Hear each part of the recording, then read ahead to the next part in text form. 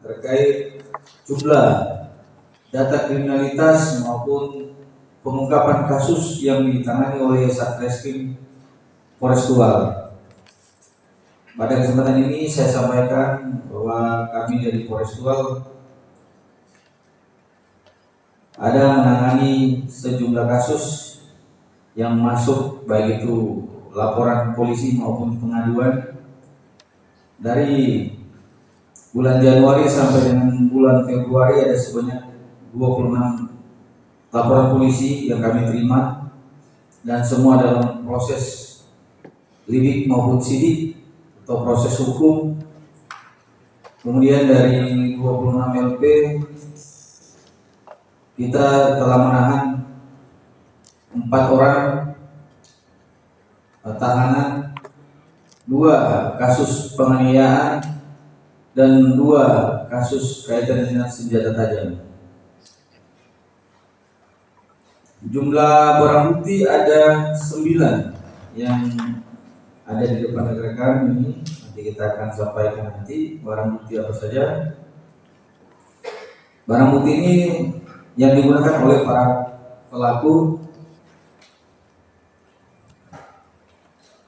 Kemudian dari semua peristiwa yang terjadi, tindak pidana yang dilaporkan ke kita, ke Polres Tual, itu faktor penyebab adalah minuman keras, sehingga mengakibatkan terjadinya perkelahian, saling serang, atau terjadinya penganiayaan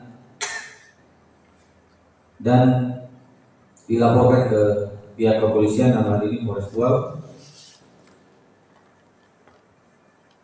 Kemudian 2 kasus penganiayaan yang ada kita tahan saat ini adalah, yang pertama adalah kasus penganiayaan terhadap anggota TNI yang terjadi pada tanggal 25 Desember tahun 2024 di wilayah hukum Kota Polres Tual. Kemudian kasus yang kedua adalah penganiayaan terhadap salah satu masyarakat yang terjadi di wilayah Polres Tual tanggal 12 Februari 2025. Kemudian modus yang digunakan adalah menggunakan satu bilah parang, kemudian juga menggunakan senjata tajam lainnya seperti panah. Ini yang perlu saya sampaikan terkait dengan pengungkapan kasus, dan saya selaku Kepala Kepolisian Resort Tual mengimbau kepada para pelaku tindak kejahatan, mari berubah atau mari kembali ke jalan yang benar. Sebab di negara kita, di seluruh wilayah negara kita Indonesia, ada hukum, ada aturan yang mengatur. Setiap perbuatan kita ada konsekuensi, ada hukuman yang diterima, baik itu tindak pidana ringan, sedang maupun berat. Dan kami minta kepada para pelaku lainnya yang belum menyerahkan diri agar segera menyerahkan diri. Apabila sudah melakukan tindak pidana, ya, lebih baik menyerahkan diri, jangan lari. Ingat,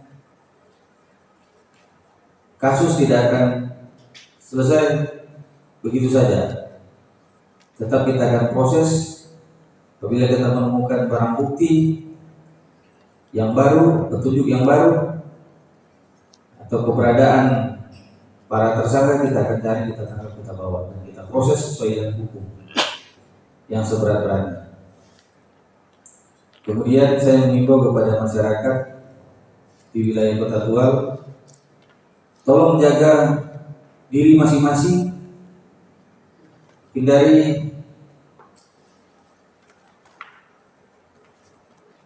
hal-hal yang dapat menyebabkan terjadinya suatu peristiwa, baik itu tidak pidana maupun penganiayaan. Ya tentunya kita sama-sama menjaga situasi kondisi Kota Tual tetap aman, damai, dan kondusif. Kita kurangi minuman keras, kemudian isi dengan kegiatan-kegiatan yang positif, kegiatan-kegiatan yang dapat membangun situasi kekeluargaan, situasi yang dapat menciptakan Kota Tual ini ke depan kota yang aman, damai, kota yang spiritual atau berakhlak, bermoral, dan tentunya berada sesuai dengan moto Maren, Kota Tual adalah kota Maren, kota berakhir. Demikian yang bisa saya sampaikan. Terima kasih. Saya akhiri. Wassalamualaikum warahmatullahi wabarakatuh. Shalom. Dan selanjutnya untuk penjelasan terkait masing-masing tahanan yang ada di depan kita, silakan nanti Kasat Reskrim yang menyampaikan. Silakan rekan-rekan bisa menyampaikan pertanyaan ke Kasat Reskrim. Waktu dan tempat saya persilakan.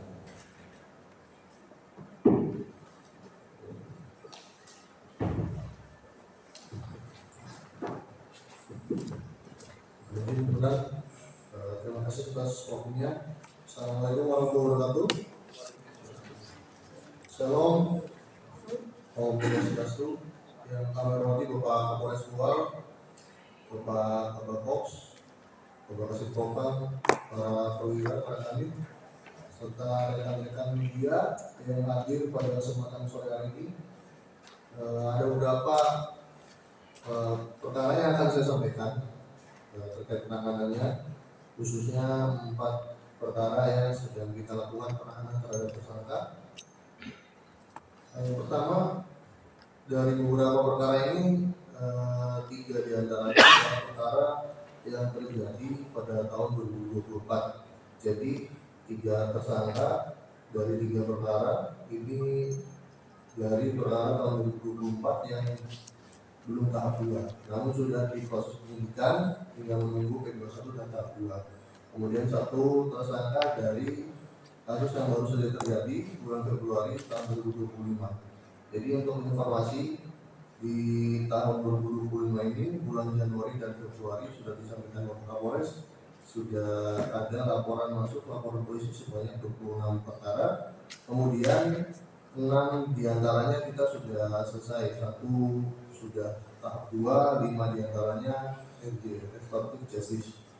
Kemudian langsung saja, yang pertama terkait dengan penanganan perkara dengan tindak pidana tanpa hak membawa, memiliki, menyimpan, dan menggunakan senjata tajam. Jadi yang pertama ini kita menggunakan laporan polisi model A karena diamankan atau diketahui langsung oleh personil Polres Tual pada saat itu.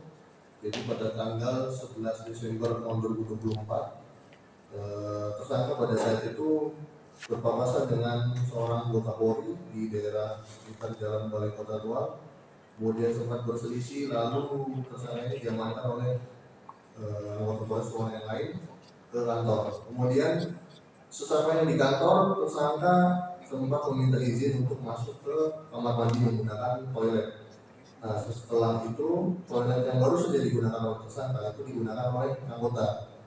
Nah, pada saat anggota masuk ke toilet ditemukanlah sebilah badik, sebilah badik. Kemudian menanyakan kepada anggota yang lain, ini yang barusan masuk ke toilet siapa? Kemudian dijawab itu adalah yang barusan masuk ke toilet dengan tersangka. Kemudian ditanyakan kepada tersangka sendiri, ini badik punya siapa?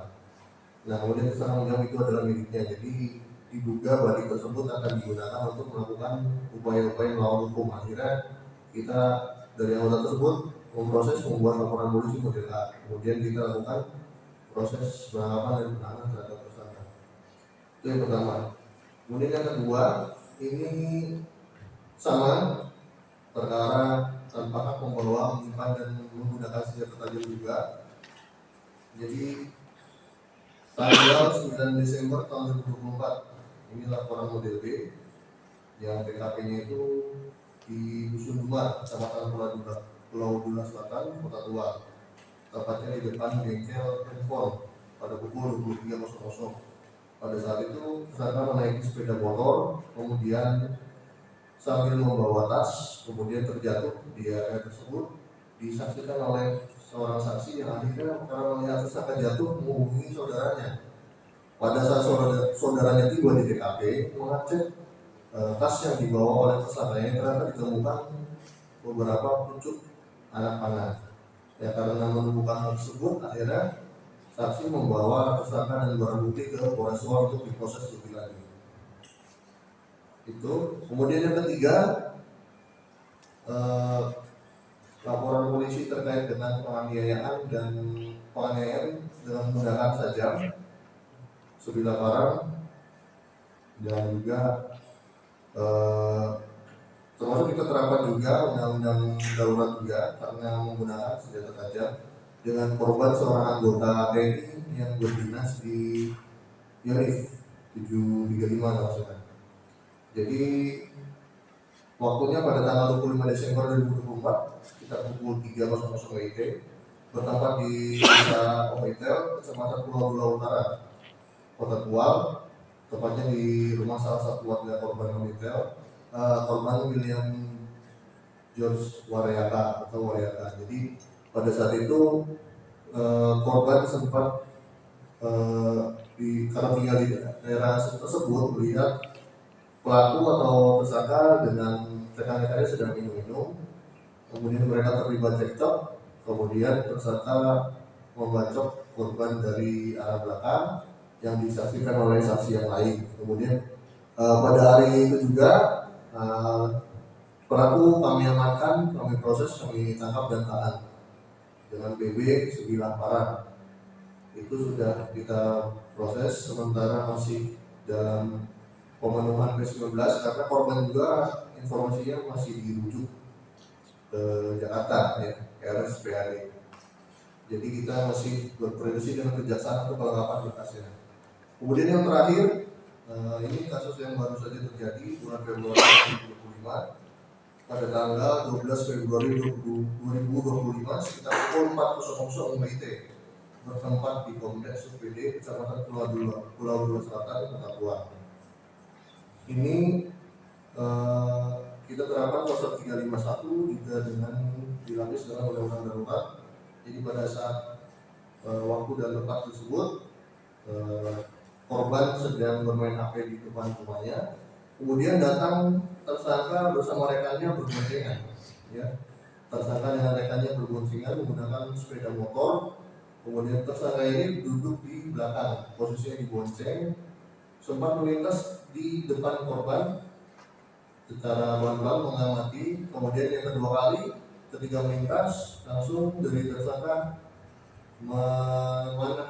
membidik korban dengan anak panah menggunakan ketapel mengenai dada bagian kiri. Sampai sekarang korban masih terbaring di rumah sakit. Untuk tersangka sudah kita tangkap dan kita tahan, sudah kita proses. Kemudian barang bukti yang sudah kita amankan dari tersangka ada baju, ada ketapel, ada anak panah yang tidak sempat digunakan, motor juga kita amankan sebagai bukti sarana. Kemudian apabila ada tersangka lain dalam perkara tersebut akan kami informasikan, sementara kita masih mendalami motif dari tersangka yang sudah kami tahan tersebut. Demikian beberapa perkara yang saya paparkan pada sore hari ini. Apabila ada kurang lebihnya kami mohon maaf, saya kembalikan. Assalamualaikum warahmatullahi wabarakatuh. Shalom, Om Swastiastu.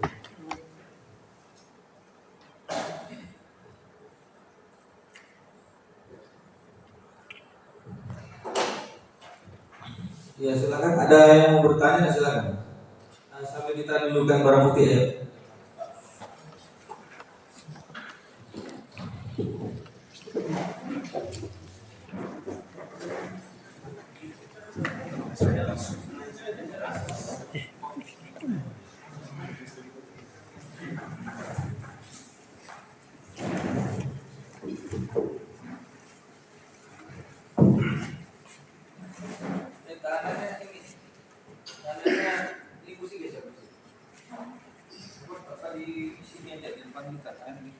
Ngadap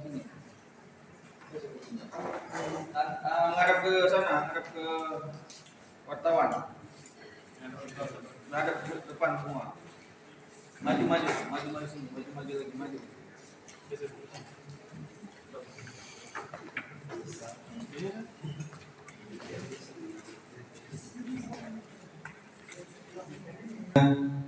Kita akan menunjukkan barang bukti hasil tindak pidana atau kejahatan telah dilakukan oleh masing-masing pelaku. Ini adalah salah satu barang bukti yang digunakan untuk membacok atau memotong.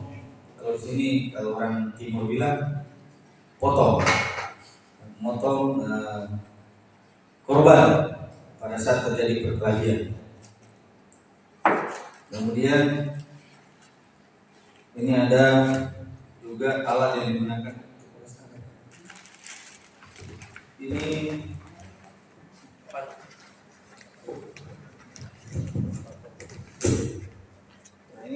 panah dan alat yang digunakan ketapel. Ya ini tradisional ini, tapi apabila kena mengenai badan tubuh, ya tentunya ini berbahaya. Ya, bisa menembus kulit, ya, otot kita, dan tentunya merugikan. Ya.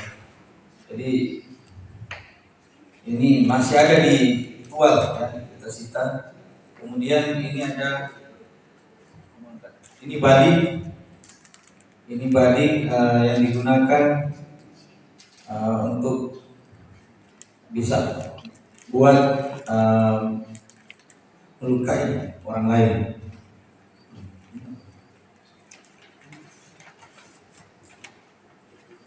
Ini adalah barang bukti baju pakaian celana yang ditemukan, ya, di korban atau maupun di TKP. Kemudian tas yang digunakan, helm.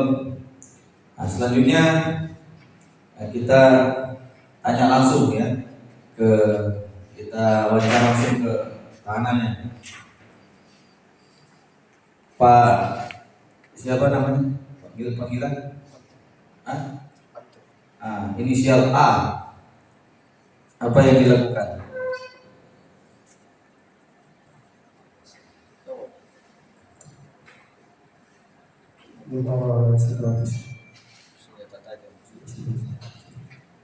Membawa senjata tajam untuk apa? Ya, jaga diri. Tapi buktinya senjata tajam itu digunakan untuk bisa melukai orang lain, apalagi di bawah pengaruh minuman keras. Ya, apalagi di bawah pengaruh minuman keras. Dan memang di negara kita ada aturan tidak diperbolehkan membawa atau menyimpan atau memiliki senjata tajam kecuali yang digunakan di rumah. Nah, selanjutnya ini tahanan yang kedua. Apa yang kamu lakukan? Panah. Nah, ini nama inisial G. Dia adalah salah satu pelaku yang memanah atau melukai korban, ya. Itu korbannya sekarang ada di rumah sakit. Panah itu mengenai dada, tidak salah dada salah satu korban, ya. Kemudian yang ketiga, kamu pelaku pembacokan terhadap anggota TNI. Ini adalah salah satu pelaku pembacokan terhadap anggota TNI. Dan barang bukti yang tadi saya sampaikan ini adalah barang bukti yang digunakan. Dan kita sudah proses, dan dari pihak rekan TNI sudah menyerahkan proses hukum kepada pihak kepolisian untuk diajukan kepada penuntutan sampai dengan sidang. Kemudian yang dapat, apa yang kamu lakukan? Siap bawa kemana-mana.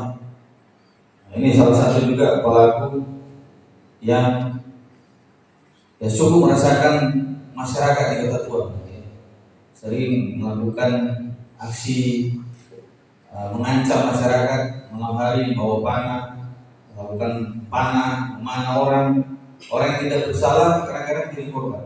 Ini adalah suatu lagi. Ya, kita ulangi lagi. Mungkin ada yang mau ditanyakan sampai